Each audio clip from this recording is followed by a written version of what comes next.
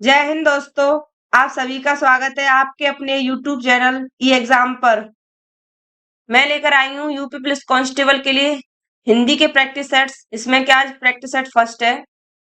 अगर आप चैनल पर नए हैं तो चैनल को सब्सक्राइब कर लें, बेल आइकन को प्रेस कर दें ताकि वीडियो की नोटिफिकेशन मिलती रहे। आइए तो चलते हैं, कुछ लाइनों के साथ आज की शुरुआत करते हैं कि जब आंखों में अरमान लिया, मंजिल को अपना मान लिया, तो मुश्किल क्या आसान क्या, जब ठान लिया तो ठान लिया। इसी जोश और जुनून के साथ हम अपने पहले प्रश्न को देखते हैं। फर्स्ट क्वेश्चन है, स्वरों के उच्चारण में लगने वाले समय को क्या कहते हैं। 4 ऑप्शन दिए गए हैं, मात्रा, अनुस्वार, ह्रस्व या लुप्त। स्वरों के उच्चारण में लगने वाले समय को मात्रा कहते हैं। राइट आंसर हमारा ए है। नेक्स्ट क्वेश्चन देखते हैं, कौन सी भाषा मगधी अपभ्रंश से विकसित हुई है। मैथिली भाषा, पंजाबी भाषा, राजस्थानी भाषा या गुजराती भाषा। राजस्थानी और गुजराती भाषा सौरसेनी अपभ्रंश से विकसित हुई हैं।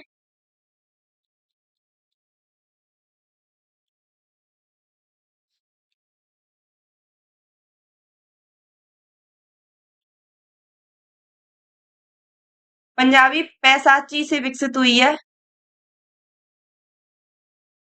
और मैथिली भाषा मगधी अपभ्रंश से विकसित हुई है। नेक्स्ट क्वेश्चन देखते हैं, भाट भाषा इनमें से किसे कहा जाता है।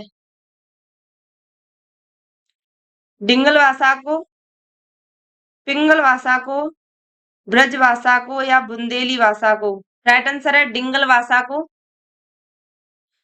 भाट भाषा कहते हैं और डिंगल भाषा को मरु भाषा भी कहा जाता है। नेक्स्ट देखते हैं, तालव्य, महाप्राण और घोष वर्ण का उदाहरण कौन सा है। प्रत्येक वर्ग का दूसरा और चौथा वर्ण, प्रत्येक वर्ग का तीसरा, चौथा और पांचवा वर्ण होना चाहिए। ऑप्शन में घ, ण, छ और झ दिया गया है। च, छ,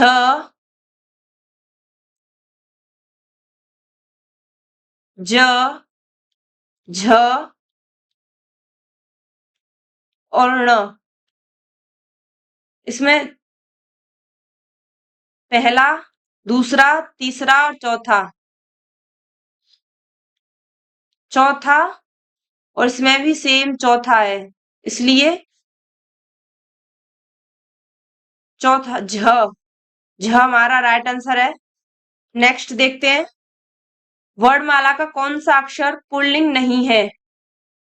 अ, अप, इ, च, ट, ज, आ। इ हमेशा स्त्रीलिंग होती है और री भी स्त्रीलिंग होती है। अ, प, च, ट, ज, आ ये सारे पुल्लिंग है, इसलिए हमारा राइट आंसर बी है। नेक्स्ट देखते हैं, हिंदी साहित्य के आदिकाल को इनमें से किसने सिद्ध सामंत काल का नाम दिया है। राहुल साकृत्यायन ने, डॉक्टर रामकुमार वर्मा ने, डॉक्टर श्याम सुंदर दास ने या फिर आचार्य हजारी प्रसाद द्विवेदी ने। ये हमारा राइट आंसर है। डॉक्टर रामकुमार वर्मा ने हिंदी साहित्य के आदिकाल को चारण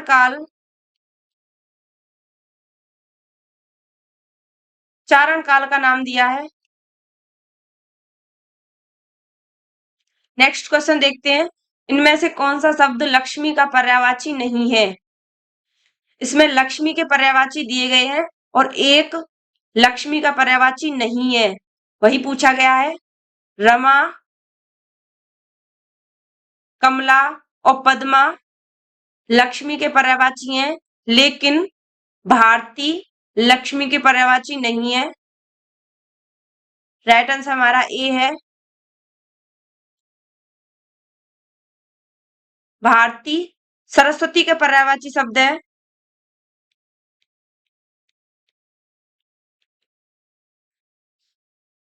सरस्वती के पर्यायवाची अन्य है वीणा पाणी,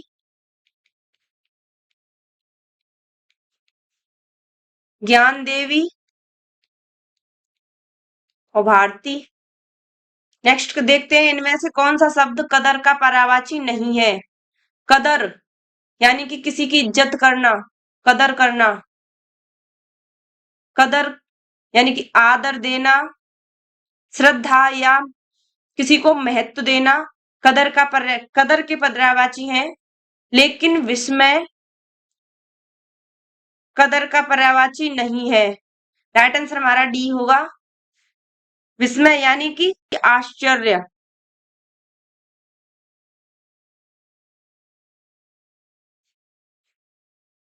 नेक्स्ट देखते हैं संस्कृत भाषा के शब्द जिनका हिंदी भाषा में प्रयोग करने पर रूप परिवर्तित नहीं होता वे क्या कहलाते हैं। इसमें पूछा गया है कि संस्कृत भाषा के शब्द जो हिंदी भाषा में प्रयोग होने पर उनका रूप परिवर्तित नहीं होता, ऐसे शब्द तत्सम शब्द कहलाते हैं। राइट आंसर हमारा बी होगा। संस्कृत का हिंदी अनुवाद करने पर भी उसका रूप परिवर्तित नहीं हुआ, जैसे कि बधिर का बहरा। हिंदी अनुवाद तो हुआ लेकिन उसका रूप परिवर्तित नहीं हुआ। नेक्स्ट देखते हैं मंत्रकारी शब्द का तद्भव क्या होगा। चार ऑप्शन दिए गए हैं मदारी, तंत्रकारी, यंत्रकारी और मिठाई। राइट आंसर हमारा मदारी होगा।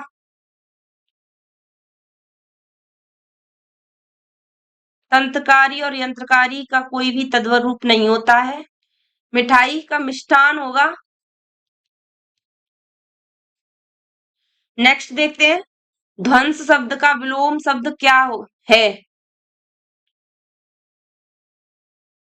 ध्वंस शब्द का विलोम शब्द पूछा है। प्राकृतिक, विध्वंस, स्तुत्य या निर्माण।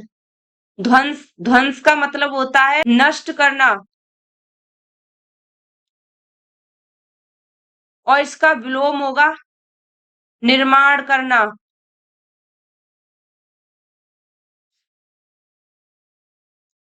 यानी कि बनाना। राइट आंसर हमारा डी होगा।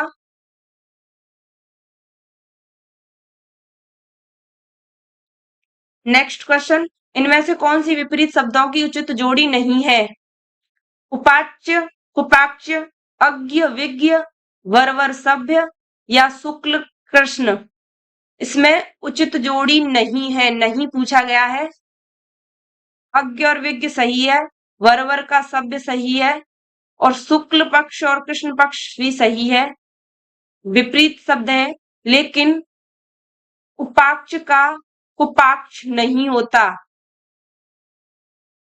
इसका पाक्ष होता है। अपाक्ष का पाक्ष सही है। इस क्वेश्चन का राइट आंसर ए है।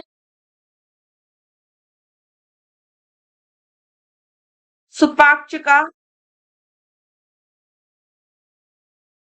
कुपाक्ष होता है।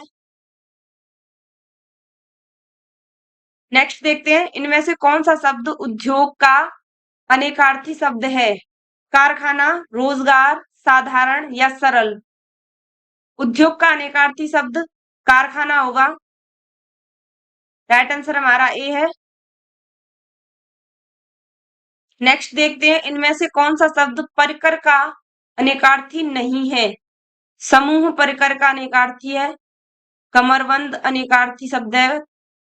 परिवार परिकर का अनेकार्थी शब्द है लेकिन क्षत्रिय परिकर का अनेकार्थी शब्द नहीं है। राइट आंसर हमारा डी है। नेक्स्ट देखते हैं गोद में सोने वाली स्त्री के लिए एक शब्द है। गोद में सोने वाली स्त्री के लिए कौन सा एक शब्द है। अंकशयनी, अनिद्रीय या फिर अदिति या इनमें से कोई नहीं। राइट आंसर हमारा ए है अंकशयनी। नेक्स्ट देखते हैं, इन निम्नलिखित वाक्यों में से शुद्ध वाक्य पहचानिए। वाक्य शुद्ध देखना है।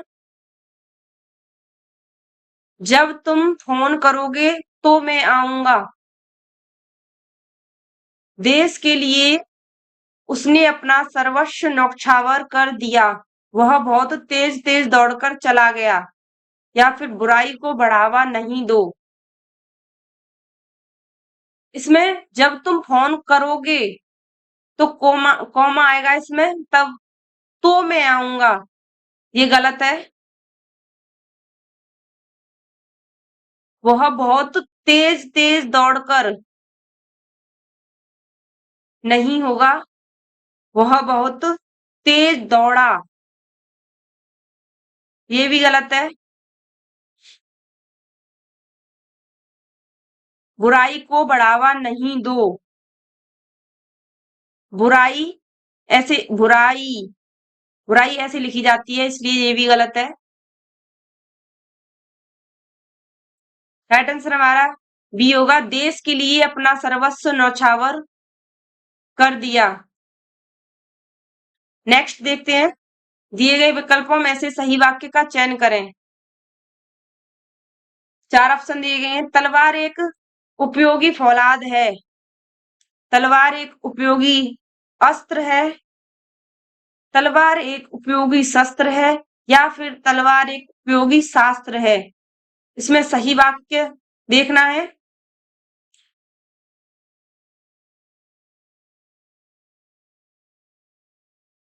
राइट आंसर है सी, तलवार एक उपयोगी शस्त्र है।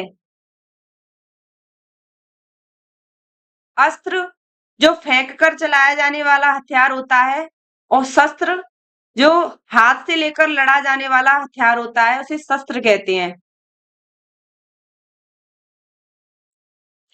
नेक्स्ट क्वेश्चन देखते हैं, सही वर्तनी वाला शब्द कौन सा है? अभिव्यंजनावद, अभिव्यंजनावाद, अभिव्यंजनावद, या फिर अभिव्यंजनावाद। शुद्ध वर्तनी देखनी है इसमें।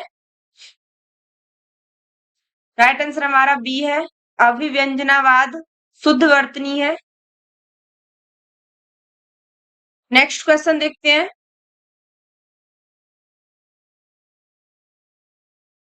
सही वर्तनी वाला शब्द कौन सा है? इसमें भी सही वर्तनी देखनी है। मंगलाचरण, या मंगलाचरण, या मंगलचरण, या मंगलाचरण। शुद्ध वर्तनी हमारी मंगलाचरण है। राइट आंसर हमारा बी है। नेक्स्ट देखते हैं, निम्न में से स्त्रीलिंग शब्द को पहचानिए। कशीदार, जुर्राब, पजामा, या घाघरा। पजामा पहन लिया, आप पुल्लिंग का बोध करा रहा है, इसलिए नहीं, पजामा नहीं होगा। घाघरा पहन लिया, घाघरा भी आ का बोध करा रहा है, इसलिए घाघरा भी पुल्लिंग होगा। जुर्राब पहन लिए, मैंने आपको अभी पढ़ाया था कि ई और ई स्त्रीलिंग का बोध कराती हैं, इसलिए जुर्राब हमारा राइट आंसर है। नेक्स्ट क्वेश्चन देखते हैं, निम्न में से पुल्लिंग शब्द को पहचानिए। भुजा, जाति, चिड़िया, या कपड़ा। उसकी भुजाएं देखी, ई का बोध हो रहा है, इसलिए भुजा नहीं, स्त्रीलिंग है। उसकी जाति कौन सी है? जाति भी स्त्रीलिंग का बोध करा रही है। चिड़िया, चिड़िया तो स्त्रीलिंग होती ही है, लेकिन उसने कपड़ा पहन लिया, कपड़ा आ का बोध हो रहा है, इसलिए कपड़ा पुल्लिंग है। राइट आंसर हमारा डी है। नेक्स्ट क्वेश्चन देखते हैं, प्रजा का बहुवचन क्या होगा? प्रजा का बहुवचन देखना है। प्रजातंत्र होगा, प्रजा होगा, या प्रजागण होगा, या फिर प्रजाजन होगा। प्रजातंत्र तो हो नहीं सकता, प्रजा प्रजा का प्रजा नहीं हो सकता, प्रजागण नहीं हो सकता, प्रजाजन हमारा राइट आंसर है। प्रजाजन, प्रजा का बहुवचन होगा। राइट आंसर हमारा डी है। नेक्स्ट क्वेश्चन देखते हैं। आने वाला क्षण लाल नजर आता है। रेखांकित शब्द का वचन पहचानिए। बहुवचन, सदैव एकवचन, सदैव बहुवचन या फिर एक वचन। क्षण एक वचन होता है, इसलिए हमारा राइट आंसर हमारा डी है। नेक्स्ट देखते हैं। मैं लड़के को वेद पढ़ाता हूं। इस वाक्य में कितने कर्म है? किसको और क्या?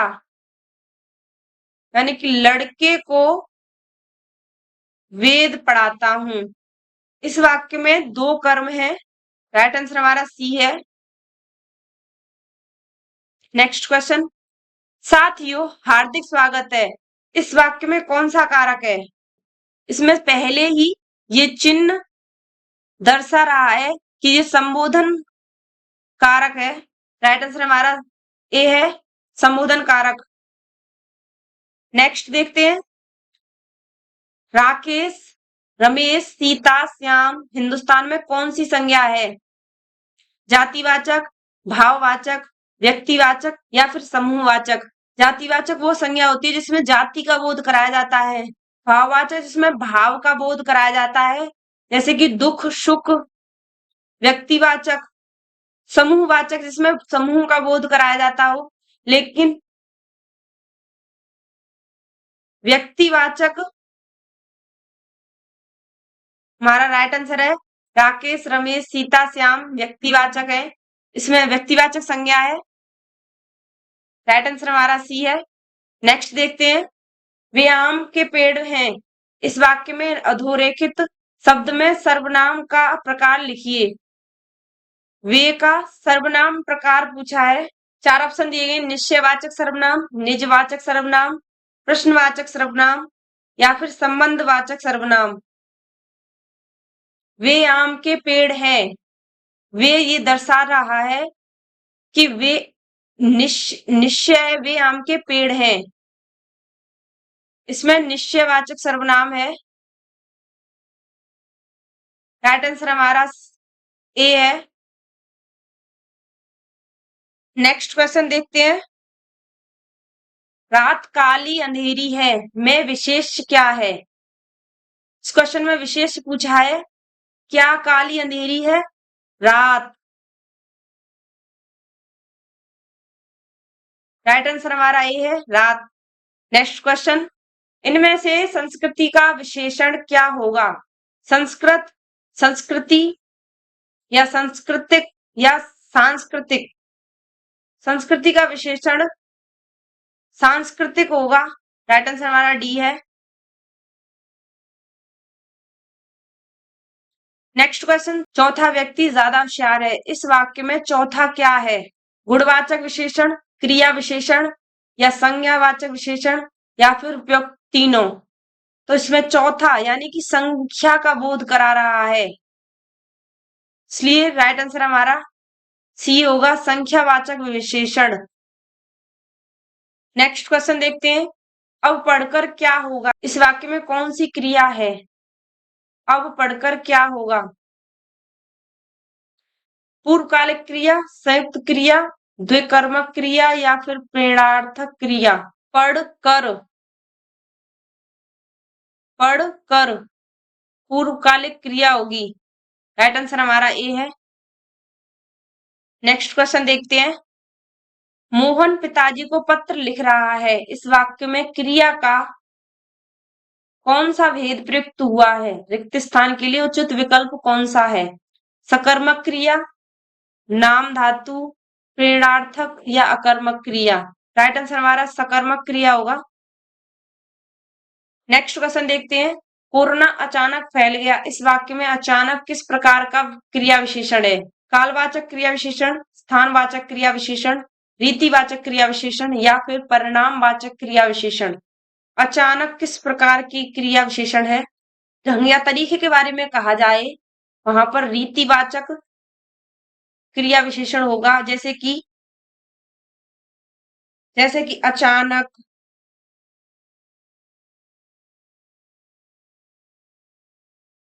या फिर धीरे धीरे।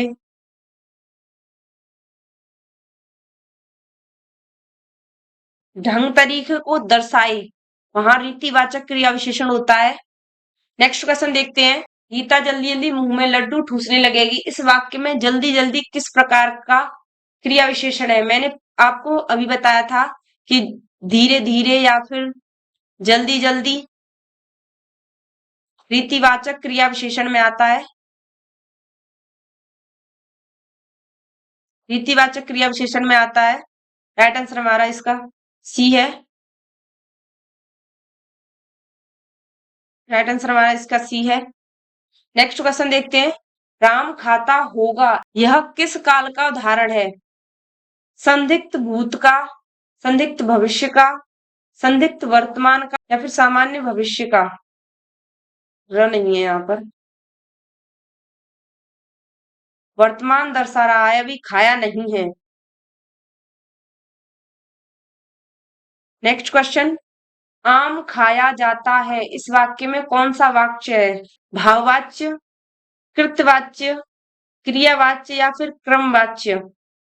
वाच्य के बारे में जान लेते हैं। क्रिया का वह परिवर्तन रूप जिसके द्वारा यह बोध होता हो कि वाक्य में कर्ता, कर्म या भाव से कौन प्रमुख है, वाच्य कहलाता है। क्या खाया जा रहा है? आम, यानी कि कर्म। राइट आंसर हमारा कर्म वाच्य होगा। नेक्स्ट देखते हैं। शिष्टता शब्द में कौन सा प्रत्यय है? आ, से, शिष्ट या ता? कोई शब्द पीछे जुड़कर वाक्य का अर्थ बदल दे उसे प्रत्यय कहते हैं। शिष्ट में ता जोड़कर शिष्ट में ता जुड़ रही है, इसलिए ता हमारा राइट आंसर है। नेक्स्ट क्वेश्चन देखते हैं। इनमें से नैन शब्द में प्रयुक्त कृत्य प्रत्यय कौन सा है? इक, इन, उन या अन? ने को हम ने को हम ने प्लस अन भी लिख सकते हैं, यानी कि ने प्लस अन, नयन। यानी कि राइट आंसर हमारा अन है। डी हमारा सही उत्तर है। उम्मीद करती हूँ ये वीडियो आपको अच्छी लगी होगी। अच्छी लगी हो तो इसको लाइक जरूर करना। धन्यवाद।